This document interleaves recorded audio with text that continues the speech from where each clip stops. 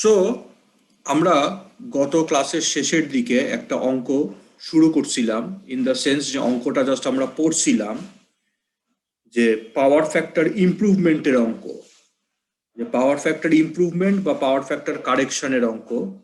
Real life একটা problem, যে একটা ফ্যাক্টরিতে একটা লোড অপারেট করতেছে যার পাওয়ার ফ্যাক্টর হচ্ছে 0.8।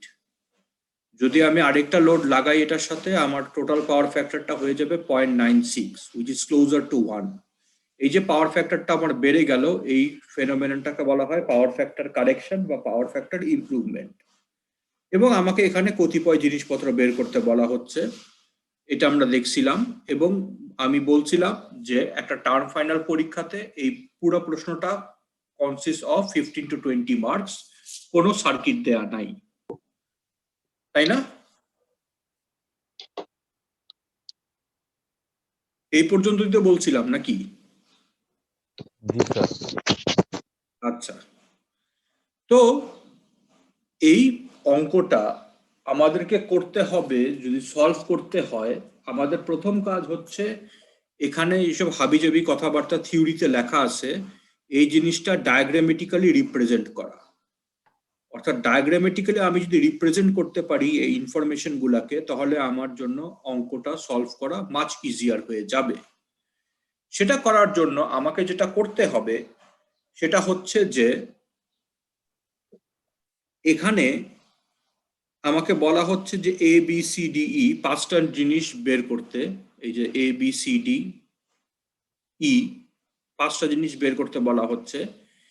এই সার্কিটটা মানে এই প্রবলেমটা সলভ করার জন্য আমাদেরকে বটম আপ ফর্মুলা অ্যাপ্লাই করতে হবে।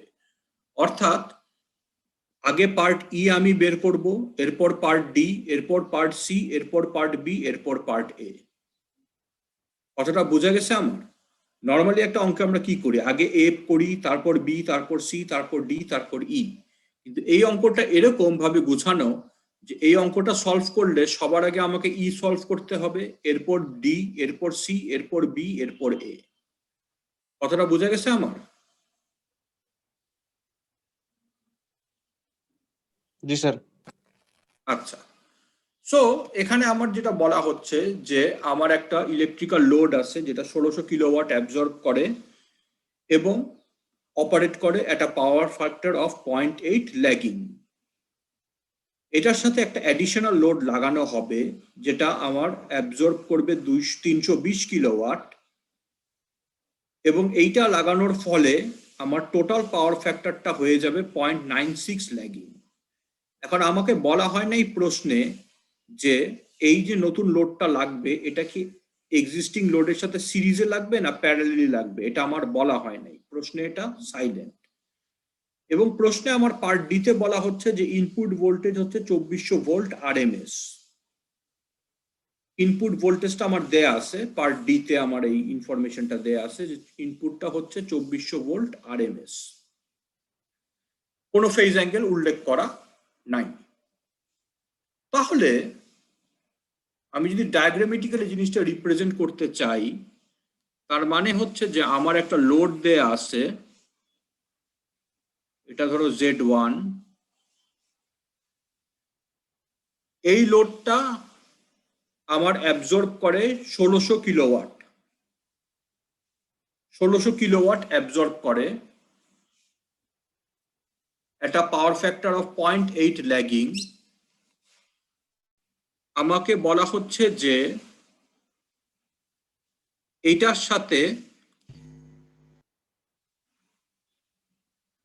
একটা লোড বসবে যে অ্যাবজর্ব করবে 320 কিলোওয়াট।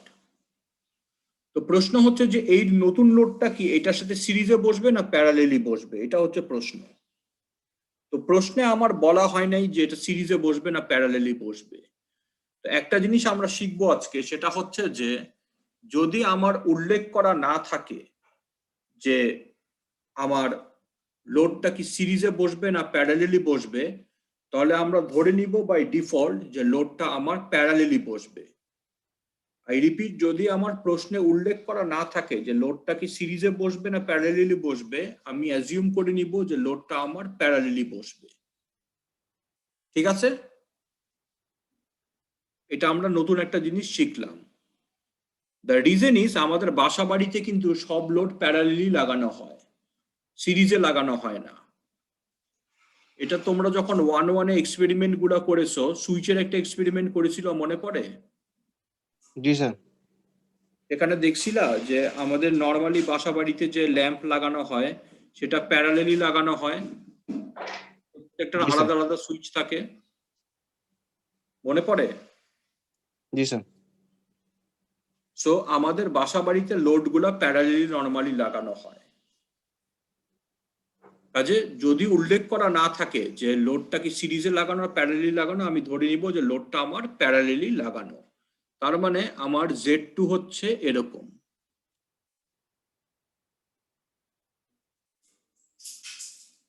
এরকম।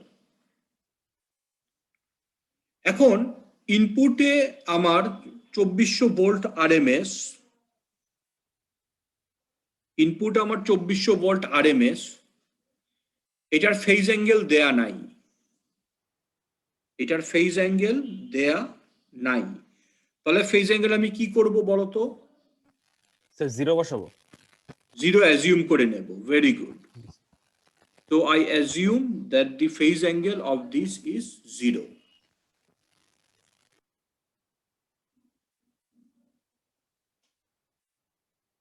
আমি অ্যাজিউম করতেছি যে ফেজ অ্যাঙ্গেলটা হচ্ছে আমার 0। তো আমাকে পার্ট তে বলা হচ্ছে এই কারেন্টটা বের করতে, এটার আরএমএস ভ্যালু বের করতে। এই যে কারেন্টটা আই ফেজর আমি দেখলাম, এই আই ফেজর কারেন্টটা আমাকে বের করতে বলা হচ্ছে পার্ট তে, পার্ট তে, সরি। সো খেয়াল করে দেখো,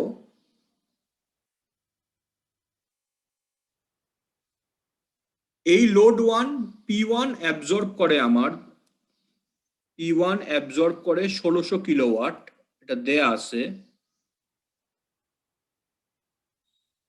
P2 অ্যাবজর্ব করে 320 কিলোওয়াট, এটাও দেয়া আছে। সো P1 হচ্ছে 1600 কিলোওয়াট, P2 320 কিলোওয়াট। তাহলে সোর্সটা কত রিয়েল পাওয়ার সাপ্লাই করতেছে বলো তো? এই দুইটার যোগফল না? জি স্যার। কথাটা বোঝা গেছে আমার?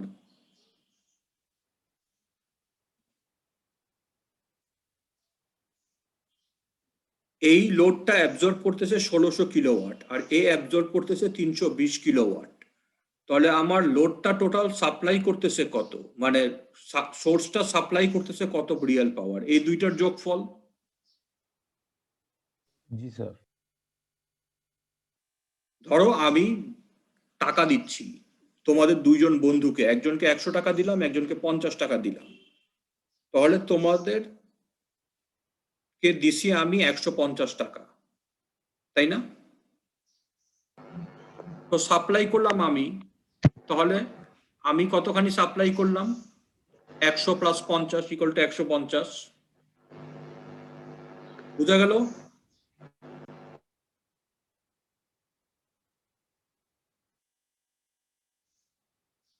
কি বুঝতে পারছো? জি স্যার। জি স্যার। হ্যাঁ, তো রেসপন্ড করো। আমি রেসপন্ড না করলে তো বুঝি না যে বুঝছো কি বুঝো নাই।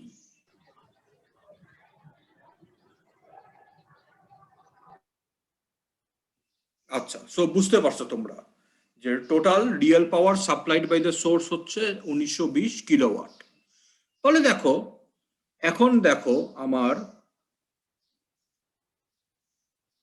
এই ভোল্টেজটা তো দেয়া আছে 2400 ভোল্ট আরএমএস, থেটা ভি আমার দেয়া আছে 0 ডিগ্রি, আমি অ্যাজিউম করে নিচ্ছি। ইনফ্যাক্ট আমাকে এই কারেন্টটা বের করতে হবে, এবং আমি যেটা জানি সেটা হচ্ছে যে এই লোডটা লাগানোর ফলে আমার টোটাল পাওয়ার ফ্যাক্টর হয়ে গেছে 0.96 ল্যাগিং। অর্থাৎ এই দুইটা লোড মিলায় আমার টোটাল পাওয়ার ফ্যাক্টর হচ্ছে 0.96 ল্যাগিং। তাহলে আমি কি বলতে পারি যে পাওয়ারের সূত্র তো আমরা জানি, রিয়েল পাওয়ারের সূত্র হচ্ছে Vm Im/2 cos θ v minus θ i, তাই না? জি স্যার। সেটাকে লেখা যায় VRMS IRMS cos theta v minus theta i। VRMS IRMS cos theta v minus theta i।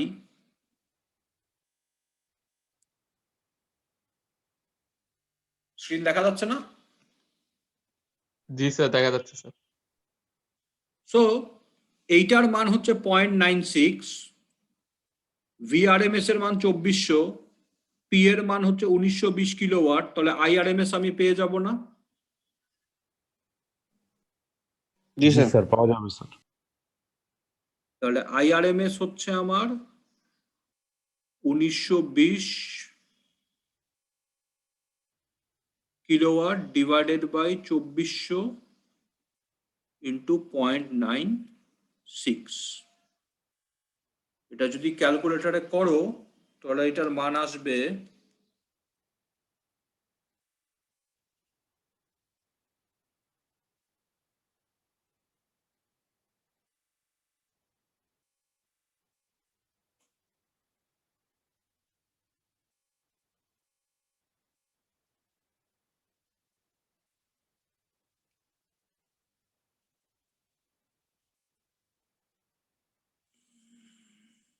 833 ampere.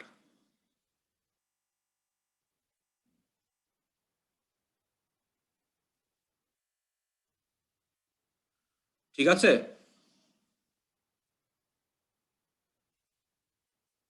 Sir আরো 0.33 আসবে না?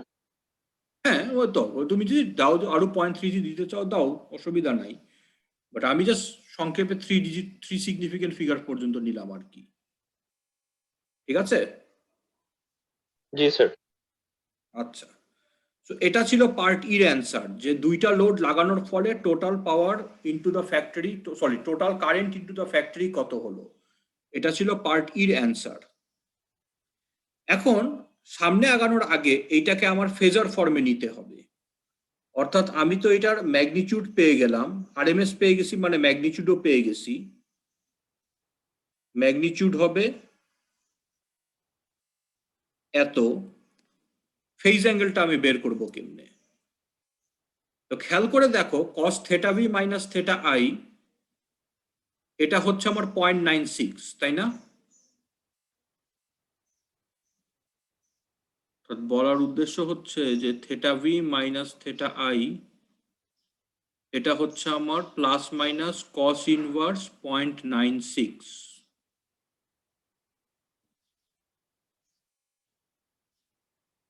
জি কতদিন স্যার। আমরা করছি?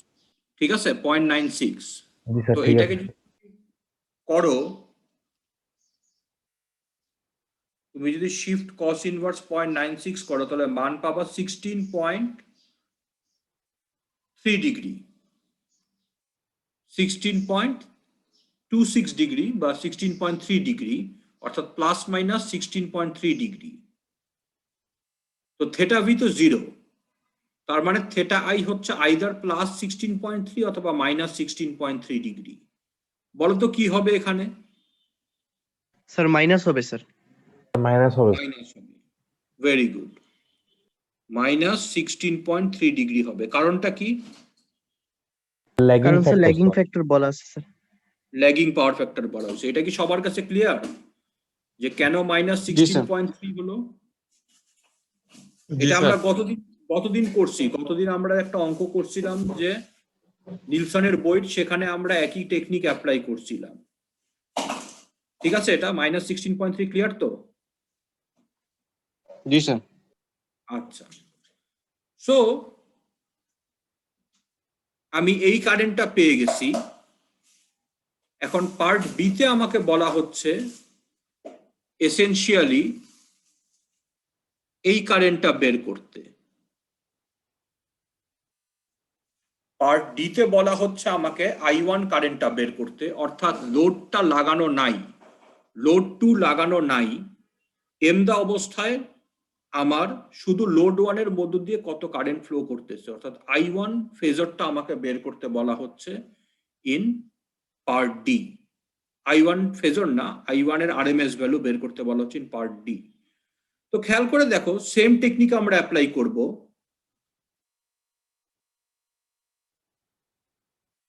যে P1 হচ্ছে আমার 2400 ইন্টু I1 ইন্টু 0.8, যেখানে P1 হচ্ছে আমার 1600 কিলোওয়াট। তাহলে I1 আমি পেয়ে যাব না? জি স্যার।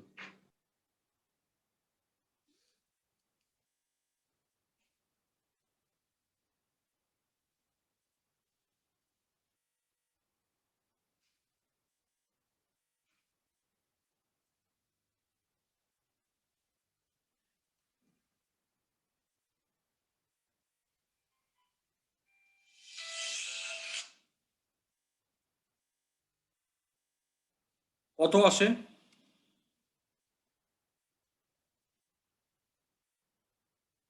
Sir, 833.33. অর্থাৎ আগের মতোই ম্যাগনিটিউডটা আমার আসে, তাই না? जी sir. আসুক, সমস্যা নাই। ম্যাগনিটিউড আমার আগের মতোই আসে, বাট ফেজ অ্যাঙ্গেলটা ডিফারেন্ট হবে। খেয়াল করে দেখো, এখন আমার ফেজ অ্যাঙ্গেল কত হবে? cos ইনভার্স 0.8,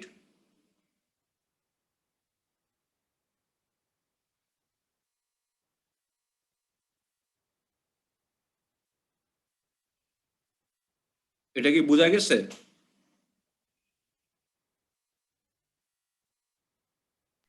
जी sir. দেখো সবার কাছে ক্লিয়ার নাকি? Theta V minus theta I হচ্ছে আমার প্লাস মাইনাস, স্যার √2 হবে না? 833 √2। হ্যাঁ হ্যাঁ হ্যাঁ, ওটা আমি দিতে ভুলে গেছি, সরি। হ্যাঁ, 833 ইন্টু √2 হবে আর কি, পিক ভ্যালু। সো এটা হচ্ছে প্লাস মাইনাস 36.9।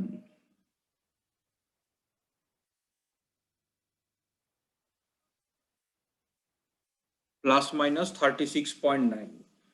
তো থেটা ভির মান 0, তার মানে থেটা আই আমার আইদার প্লাস 36.9 বা মাইনাস 36.9। যেহেতু বলা আছে পাওয়ার ফ্যাক্টর ইজ ল্যাগিং, যেহেতু বলা হয়েছে পাওয়ার ফ্যাক্টর ইজ ল্যাগিং, তার মানে এটা মাইনাস 36.9 হবে। বোঝা গেল? জি স্যার। আচ্ছা, সো এটা হচ্ছে আমার পার্ট ডির অ্যান্সার। সো এইটা আমার পার্ট ডির অ্যান্সার।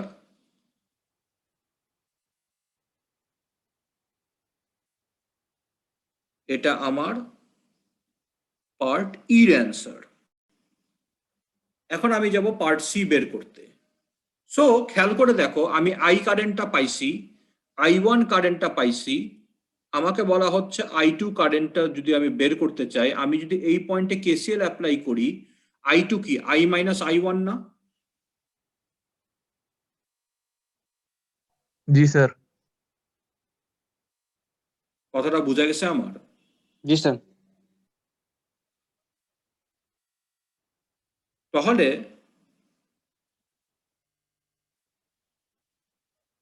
I2 ফেজর হচ্ছে I মাইনাস I1,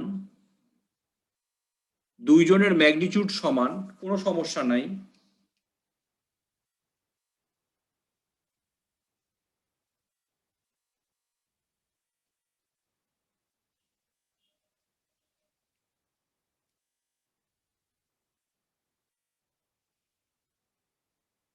এটা যদি করো তাহলে এটার মান পাওয়া হচ্ছে 298.63.4 ডিগ্রি অ্যাম্পেয়ার।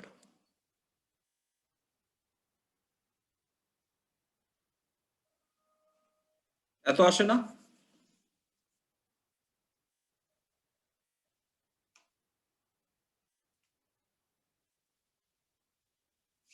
আসে এত? जी सर আসার কথা। আচ্ছা, তো এখন দেখো খেয়াল করে, তুমি I2 ফেজর পেয়ে গেছো। ইনফ্যাক্ট এটার সাথে একটা √2 গুণ হবে, এটার সাথে একটা √2 গুণ হবে। তাহলে দেখো খেয়াল করে,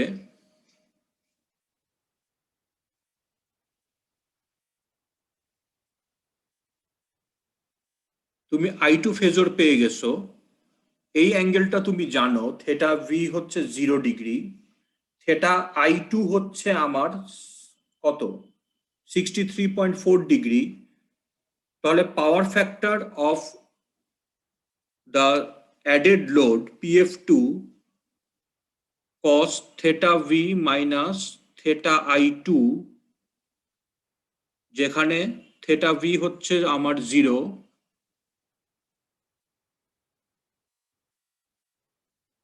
আর theta I2 হচ্ছে -60.34 ডিগ্রি। এটা পারা যাবে না? जी सर 0.45 0.45 বা 0.448। লিডিং না lagging? Sir leading sir lagging lagging sir lagging কেন?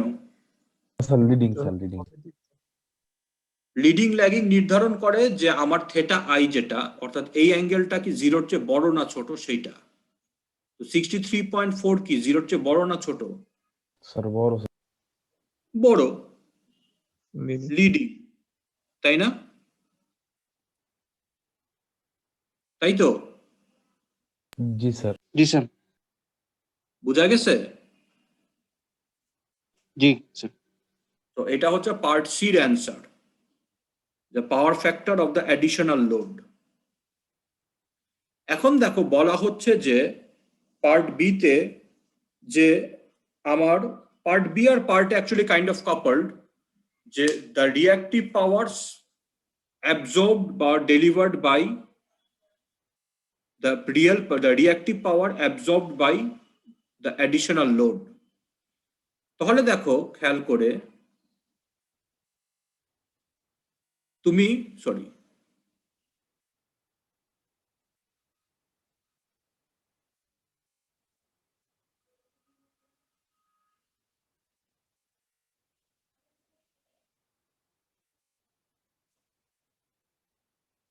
তুমি I2 জানো, তুমি I2 জানো, এই ফেজ অ্যাঙ্গেলটা তুমি জানো। তাহলে reactive power associated with Z2 বের করা যাবে না? Q equal to Vm Im/2 sin theta v minus theta I। जी सर যাবে তো? जी सर जावे sir so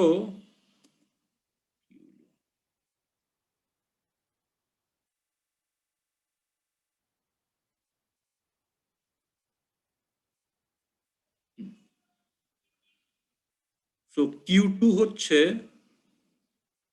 VRMS IRMS sin theta v minus theta I, theta v minus theta I2। এটা যদি করো, এটা হচ্ছে reactive power absorbed by load 2 VRMS I2 RMS into sine theta V minus theta I2। এটা যদি করো, এটার মান কত পাবো আমরা?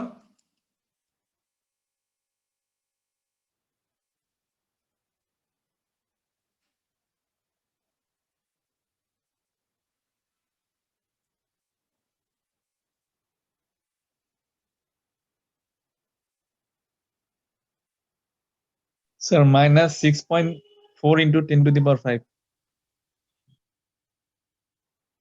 6.4 ইন্টু, আচ্ছা, মাইনাস 639 কিলোবার আমরা বলতে পারি, তাই তো?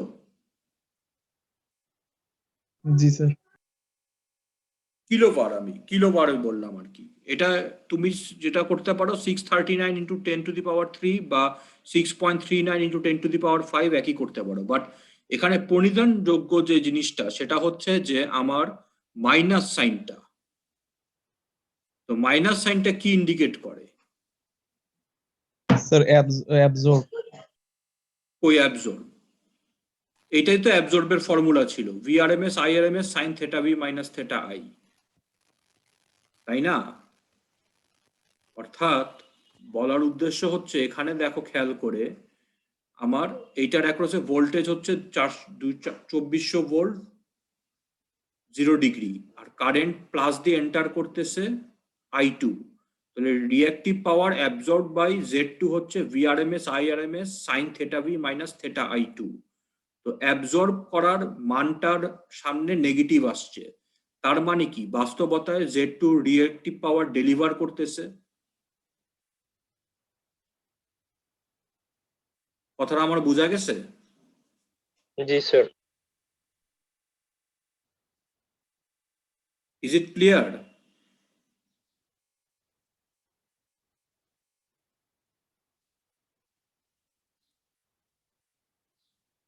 যে রিঅ্যাক্টিভ পাওয়ার তার মানে আমার Q2 মানে লোড 2 Z2 আমার রিঅ্যাক্টিভ পাওয়ার ডেলিভার করতেছে, সাপ্লাই করে নাই,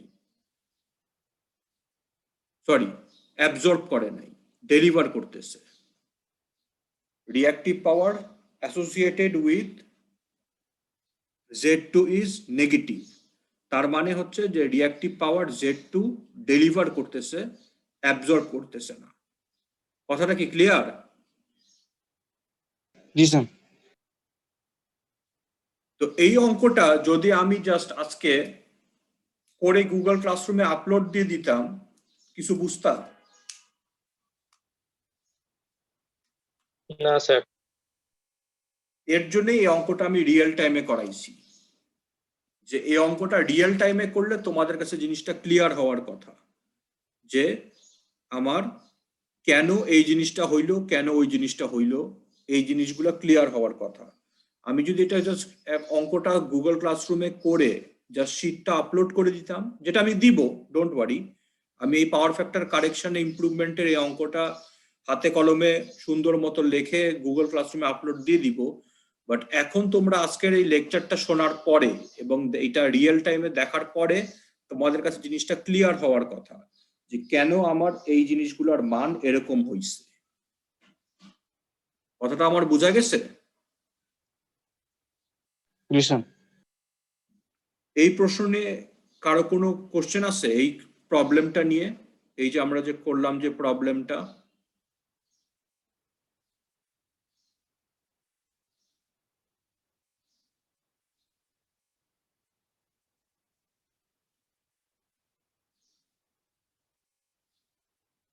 আমি আজকের লেকচারটা কিন্তু রেকর্ডও করছি, যেন রিয়েল টাইমে এই প্রবলেমটা সলভ করছি, এই জিনিসটা যেন তোমরা বুঝতে পারো।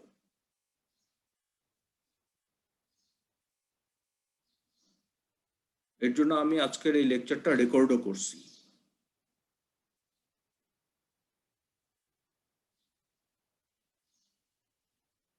দেখো এই প্রবলেমটা নিয়ে কারো কোনো কোশ্চেন আছে কিনা? এটা কিন্তু খুব ইম্পর্টেন্ট একটা প্রবলেম ছিল, রিয়েল লাইফ প্রবলেম।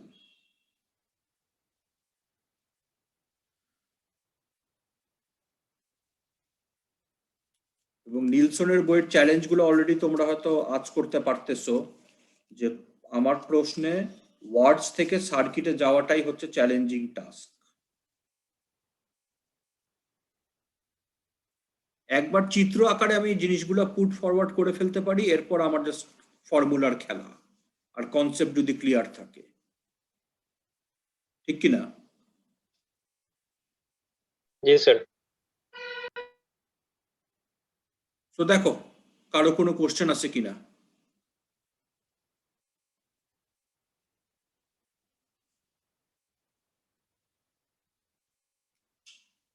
কোশ্চেন না থাকলে আমি তোমাদের অ্যাটেন্ডেন্সটা নিয়ে ছেড়ে দিব আজকের মতো।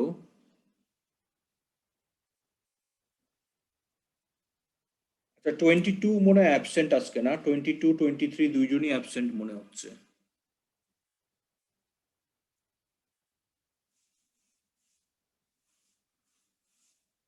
22, 23 absent, 25 ও নাই দেখতেছি।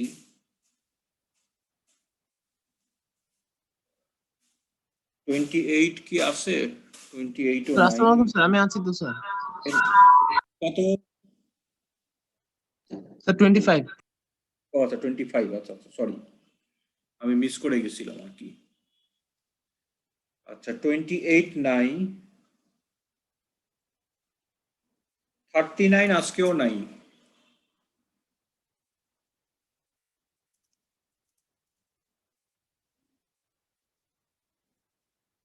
উম,